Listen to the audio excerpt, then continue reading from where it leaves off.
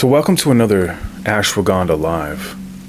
This is going to be a series that I'm going to be putting down on that ass. No, but we're going to keep it clean. We're going to keep it real clean. And I got to admit, I know how important gratitude is because I know that it can heighten your state of awareness and it can heighten your energetic vibration. But a lot of the times what happens with me, especially if I'm working constantly and I'm trying to get a whole bunch of things done, what ends up happening is if one thing goes wrong, I can brush it off, it's okay. Then the next thing goes wrong. For example, Verizon Wireless took me off of autopay and I called them up to try to get everything squared away. Then there was an issue with the website. He was trying to walk me through it. And I'm thinking to myself, why is this taking so long? Like, why is this such a task to try to get back on autopay? And I'm on the phone with him for like 22 minutes. I'm like, man, I'm like, it's 22 minutes in and we're still not. All right, he's giving me all kinds of links, sending me link after link. Try this, try that, try this. After trying so many things, coming up on about a half hour being on the phone, I'm like, look, this is not working out. I mean, this should be really simple, right? Autopay. All I need to do is set up autopay. Why is this so difficult? I don't understand. Eventually, he's like, look, we're having so much issues. There must be technical difficulties. Just go into one of the branches and they'll help you. So I go drive down to one of the Verizon branches and I walk in. The woman seemed to be flustered, not having a good day, but I just told her what happened. Yeah, I'm here just to set up autopay, just real simple, quick and easy. And she said, oh no, we can't do that. You have to do it online. And I said, well, we just tried to do that. I was on the phone with one of the representatives and they told me to come into one of the branches so that I can get it set up. And she was like, no, we can't do that. You have to call this number. And then once you call the number, the prompts will, set you up. And I'm like, all right, well, I guess he told me wrong. I guess I'll take the number then. And she said, all right, I'll give you the card. The number's on the card or whatever. She said, all right, wait a minute. I'll go get it. She goes in the back to get it. I'm looking around, just waiting.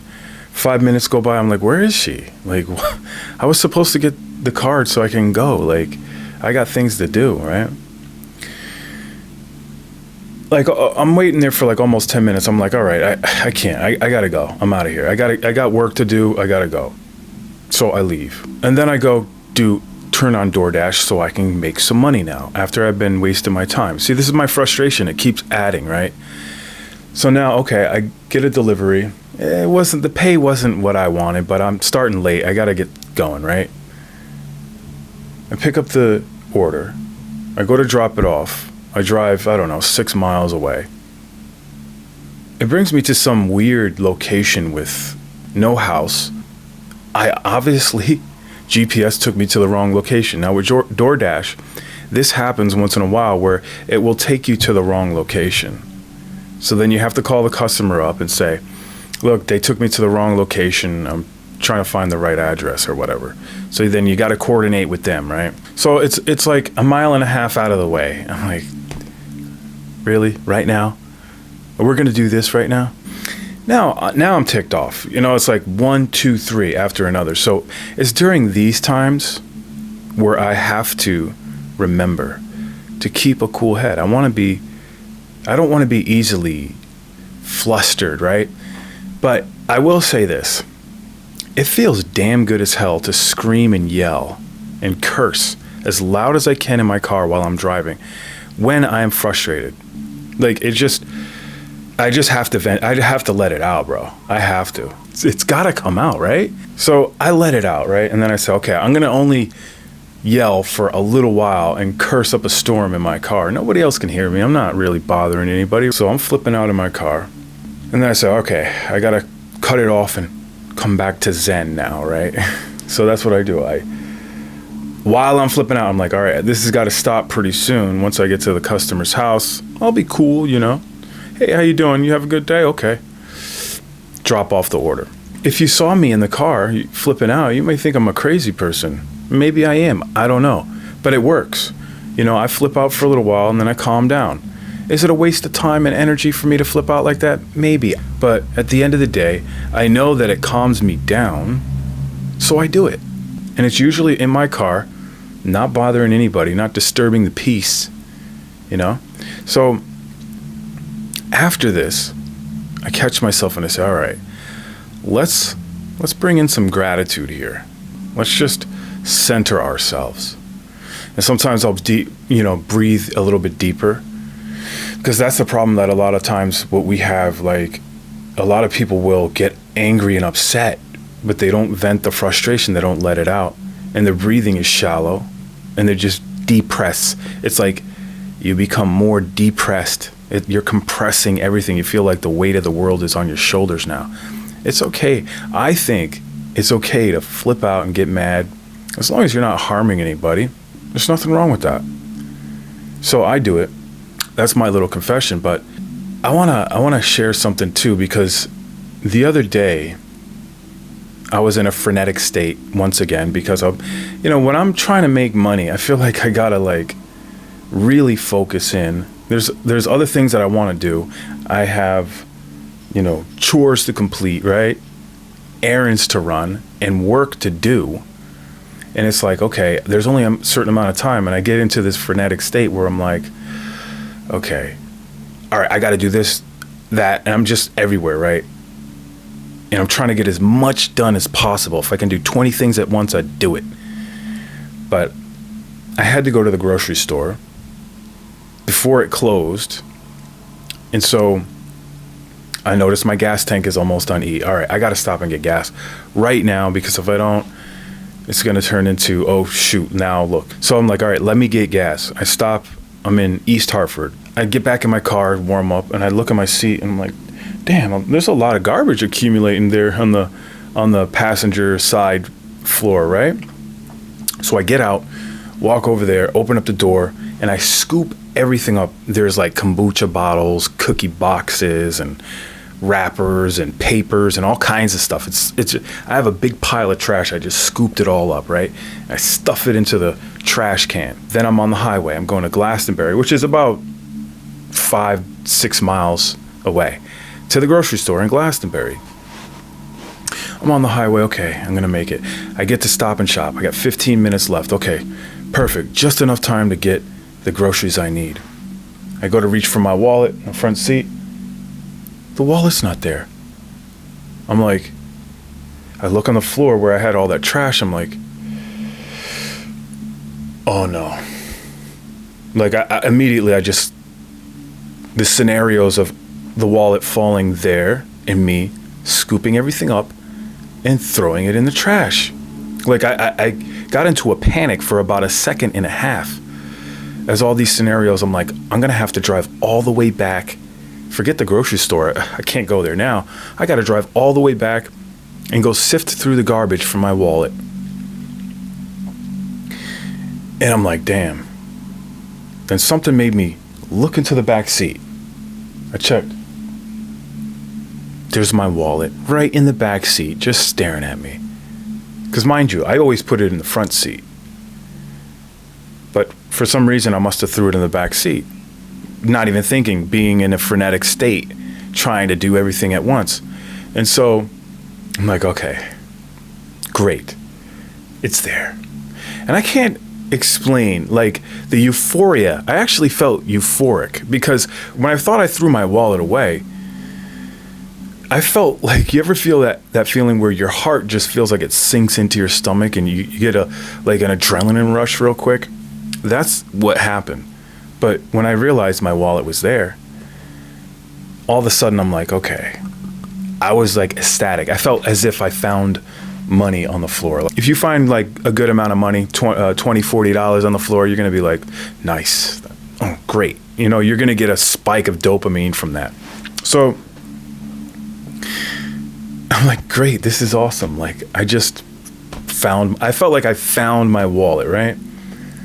And I said, this is a perfect time to be grateful and feel gratitude for not losing my wallet. and not having to drive all the way over there. So that I noticed that I really kept tabs on it, but it made actually the rest of my day better. Like, I felt a heightened state for the rest of the day because I didn't lose my wallet, and I was appreciative that I didn't lose my wallet. Well, I could have lost my wallet. So that's a perfect example of how you can find gratitude in anything and every moment during the day. Like, there's so many things all around us to be grateful for, actually, and just to slow down in general and be like, you know what, I'm actually really grateful. I'm really glad that I have my health, or I'm really glad that I didn't get into a car accident today, or it's just simple little things like that you can actually recognize. I made it home safe tonight. Just something simple. It may seem, it might not seem big enough, but it actually is. It really is. And the last thing that I want to share is I was watching YouTube videos, as I always do. And there was this girl named Yeonmi Park. I think that's her name. She's from North Korea. And she was explaining what it actually is like in North Korea. I guess she escaped from North Korea when she was 13 years old. But you should check it out because she's describing what life is like there, and it's horrendous. It's crazy. They literally starve the people over there so that they won't have enough energy to rebel or find out that they're being oppressed so hard, because they're basically in the dark when it comes to information. They don't have internet like we do. They can't just go online and see stuff that's going on in the world. They only have like one website that they can look at, that their government lets them look at. They don't have really much food to eat, so they're actually literally eating rats off the street. And they know that the rats carry diseases, and when you eat rats, you can get sick and die. But she said there's this saying in North Korea where they say, well, it's going to be better to die on a full stomach than it is to starve in pain.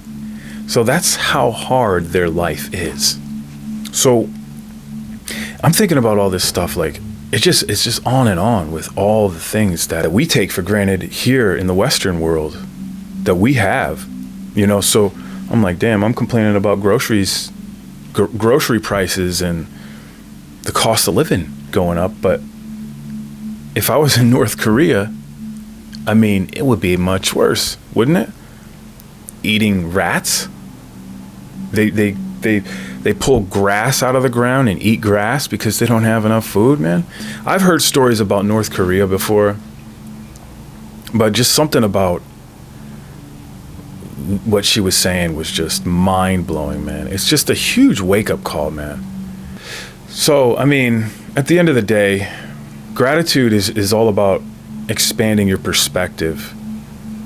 And I really think that when you expand your perspective enough, you expand your perception as well. And when you expand your perception, now you can perceive things, you can pick things up that you wouldn't have been able to even see. They weren't in your periphery. You know what I'm saying? Like, a lot of the times what we do is we get so hung up on where we want to be. And we get so frenetic because we're trying to get to a certain place and we're trying to accomplish something.